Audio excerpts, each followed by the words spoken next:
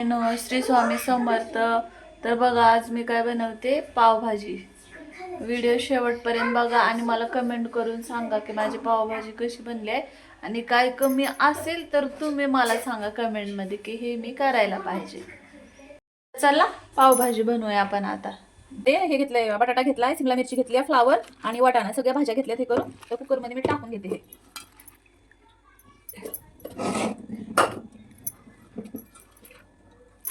त्याला थोड्या वेळ पाणी ठेवलं होतं एका पाण्याने धुवून.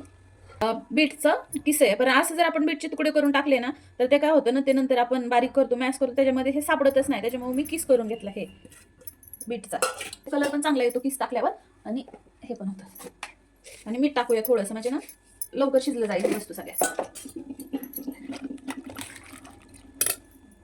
सगळ्या भाज्या शिजवून घेतल्या, त्याला मॅश करून घेऊया आता आपण. बघा आता पूर्ण मॅश झालं हे, आणि जास्त पाणी झालं होतं ह्याच्यातलं, म्हणून मी काढलं होतं.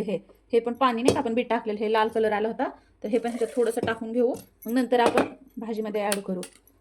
आणि मीठ टाकल्यामुळं ना पटकन भाजी मॅश झाली, नाही तर नाही मीठ टाकलं ना. आपण आधी बटर टाकून घेऊ आणि तेल पण टाकू थोडंसं. तर ह्याच्यामध्ये आता आपण कांदा टाकून घेऊ.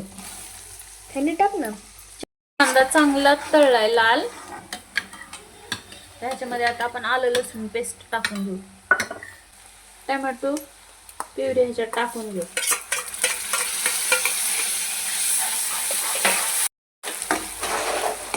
आता आपण मसाला तयार करणार आहोत. घेतो आपण,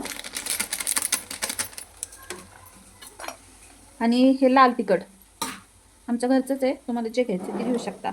जसं आपण तिखट खाणार त्याप्रमाणे टाकायचं. आम्ही 1.5 चमचा टाकले कारण लय तिखट आहे. आणि हे धने पावडर आहे. ते आपण नाही का बटाटा वगैरे शिजताना बीट किसून टाकलं होतं, जास्त पाणी झालेलं काढून घेतले. हे टाकते त्याच्यामध्ये थोडं.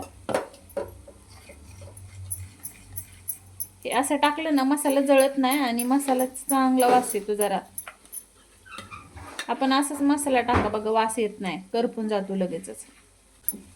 असं बनले. आता ह्याच्यात टाकून घ्यायचं.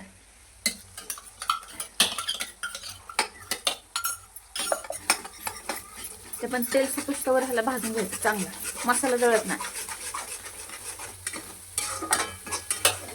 कसं मस्त तेल सुटलंय. हे मॅश केलेलं आता आपण त्याच्यात टाकून घेऊ.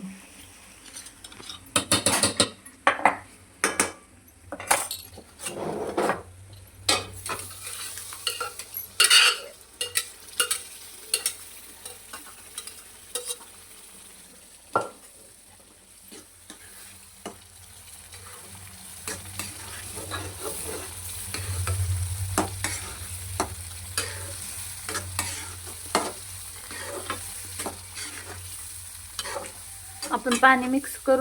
बघा कलर कसला भारी आला भाजीला.